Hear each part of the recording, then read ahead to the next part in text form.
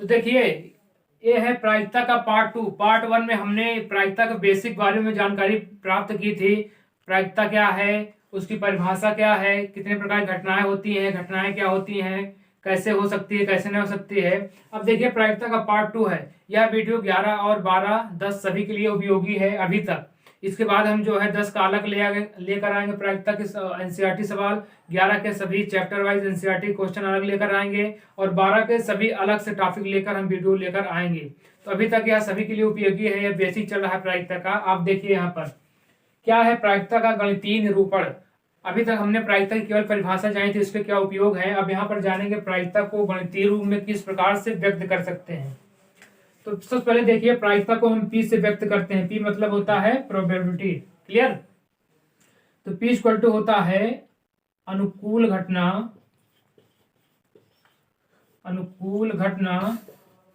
बटे कुल घटना।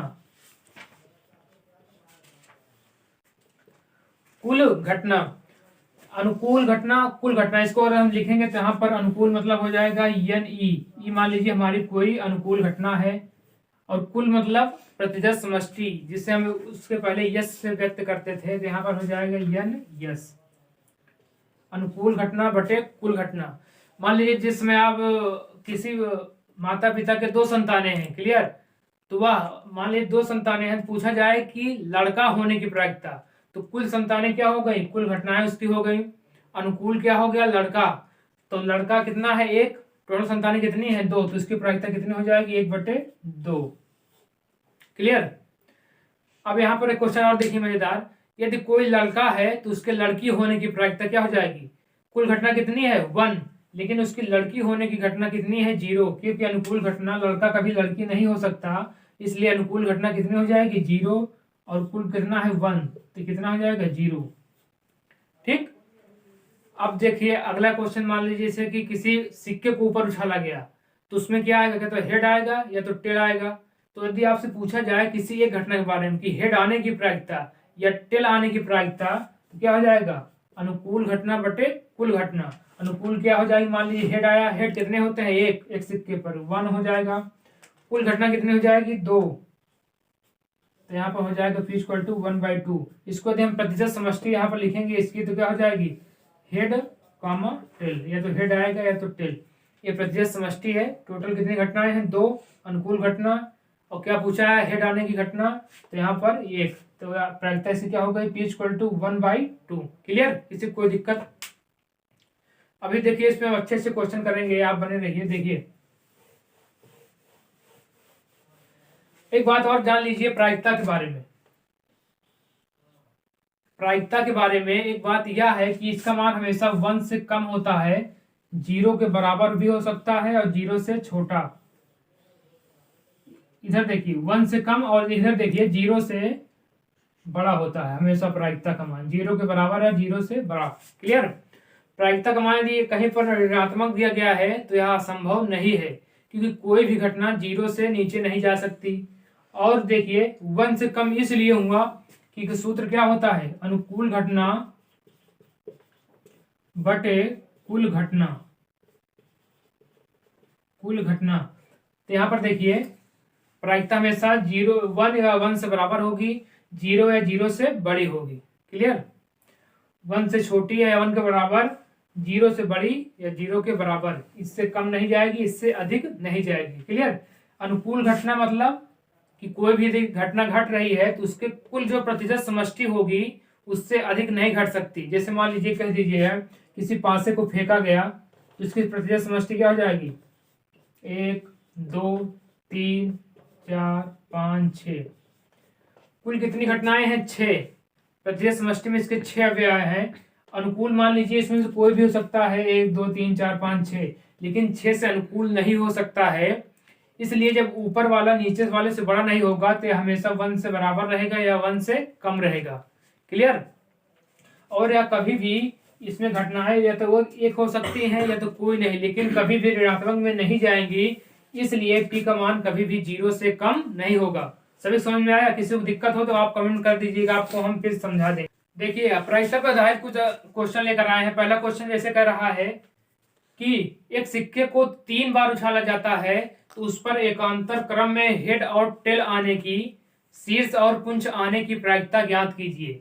तो सबसे पहले क्या है, 3 बार उछाला गया है तो इसके सबसे पहले हम क्या बनाएंगे, प्रतिशत समष्टि।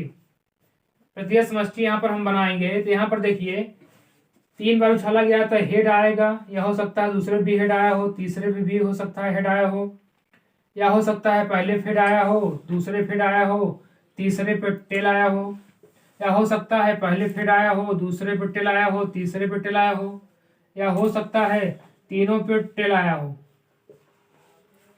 या हो सकता है पहले पर टेल आया हो, इन दोनों पर क्या गया हो, हेड आया हो, या हो सकता है पहले पर टेल आया हो, दूसरे पे टेल आया हो, तीसरे पे हेड आया हो। और कोई घटना भी बाकी है, या हो सकता है कि पहले पे टेल आया हो, दूसरे पे हेड, तीसरे पे टेल, या हो सकता है पहले पे हेड आया हो, दूसरे पे टेल आया हो, तीसरे पे फिर हेड आया हो। यहाँ पर देखिए कोई घटना छूटी नहीं है। 1 2 3 4 5 6 7 8 टोटल 8 हो गए, क्योंकि हमने पिछले वीडियो में आपको बताया है कि किसी सिक्के में 2 पहलू होते हैं, हेड या टेल। कितनी बार उछाला गया है, 3 बार, तो 2 की पावर जब हम 3 कर देंगे तो आ जाएगा 8 घटना। टोटल कितनी घटना हो सकते हैं, 8। इसी तरह से चेक कर लीजिए अगर कोई छूटा हो।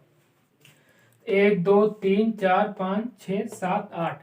अगर यही सिक्के के स्थान में पासा होता तो 2 के स्थान में क्या रखते हैं हम, 6। तो 6 का 3 बार क्या हो जाता, 6 छंग 36, छक्का 216। क्लियर। तो यहाँ पर क्या हो जाए, हमारी कुल घटना हो गई है, कितनी है, एनएस का मान कितना है, यहाँ पर 8 है। एनएस का मान 8 है, लेकिन क्वेश्चन में क्या पूछा गया है कि हेड और टेल, शीर्ष और पुंछ जो है एकांतर क्रम में हो। एकांतर क्रम में देखिए कौन है, ये नहीं है, ये भी नहीं है, ये भी नहीं है, ये भी नहीं है, ये भी नहीं है। एकांतर क्रम में ये देखिए ये दोनों है, ये और ये। एकांतर मतलब एक के बाद दूसरा, उसके बाद दूसरा। टेल आया है, फिर क्या आया, हेड, फिर टेल। इसमें भी देखिए हेड आया है, टेल आया है, फिर क्या आया, हेड आया हो। दोनों दूसरे से क्या है, एकांतर क्रम में है। इसलिए यहाँ पर अगर अनुकूल घटना की बात की जाए तो एन इक्वल टू हो जाएगा आपका 2। क्लियर। अब यहां से अगर हम प्रायिकता निकालेंगे, पी इक्वल टू हो जाएगा आपका अनुकूल घटना बटा कुल घटना। तो अनुकूल कितनी घटनाएं हैं, 2 घटनाएं हैं, और कुल घटनाएं कितनी हैं, 8। तो यहां से पी का मान कितना आ गया, काट देंगे 1/4। अर्थात शीर्ष और पुंछ एकांतर क्रम में आए, इसकी प्रायिकता क्या हो जाएगी, 1/4। क्लियर। किसी कोई दिक्कत, इसको उतार लीजिए। दूसरा क्वेश्चन क्या है कि 2 पासे फेंके जाते हैं तो सम संख्या का दुख आने की प्रायिकता पहले में पूछा है, और दूसरे में क्या पूछा है कि योगफल जो है 6 से कम हो। ठीक। तो पहला नंबर क्या कह रहा है, देखिए पहले बात क्या पूछा गया है कि 2 पासों को फेंका गया है। 2 पासों को फेंका गया है, इसकी प्रतिशत समष्टि अगर हम बनाएंगे तो यहाँ पर 1 भी आ सकता है, दूसरे में भी हो सकता है 1 आया हो, तीसरे में भी हो सकता है, दूसरे में 1 2 आया हो, इसमें हो सकता है 1 3 आया हो। ऐसे ऐसे हम पूरा बनाते जाएंगे। यहाँ पर 6 लास्ट में आ जाएगा, बताया गया था। तो यहाँ पर देखिए 2 पासे फेंके गए हैं तो एक पासे में कितनी घटनाएं होती हैं, 6। 2 पासे हैं, कितनी घटना हो जाएंगी, 6 छंग 36। तो यहाँ से यस इक्वल टू कितना आ जाएगा, N S equal to 36। N S equal to कितना आ गया, 36। ये क्या हो गई हमारी कुल घटना। लेकिन हमारे क्वेश्चन में क्या पूछा गया पहले वाले में कि सम संख्याओं का दुख प्राप्त होने की प्रायिकता ज्ञात कीजिए। तो सम संख्या के दुख अगर हम निकालेंगे यहाँ पर अनुकूल घटना, तो सम संख्या कितनी होती है, 6 तक। 2 होती है, 4 होती है और 6। इसका दुख मतलब दोनों पासे पर 2 2 आया हो, 4 4 आया हो और 6 6 आया हो। तो यहाँ पर क्या हो जाएगा, 2 2 2 4 4 और 6 6। अनुकूल घटना कितनी हो गई, 2 2 4 4 6 6। कुल घटना कितनी हो गई, 36। यदि इसकी हम प्रायिकता निकालेंगे फिर वही से सूत्र एन ई अपान एन एस।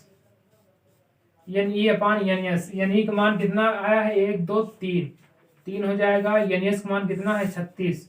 इसका आंसर कितना हो जाएगा, 1/12। क्लियर। तो सम संख्याओं का दुख आने की प्रायिकता क्या हो जाएगी, 1/6। ये पहला नंबर, पहले क्वेश्चन का आंसर हो गया, इसको लिख लीजिए। किसी कोई दिक्कत। अब दूसरा नंबर क्या पूछा है इसमें, देखिए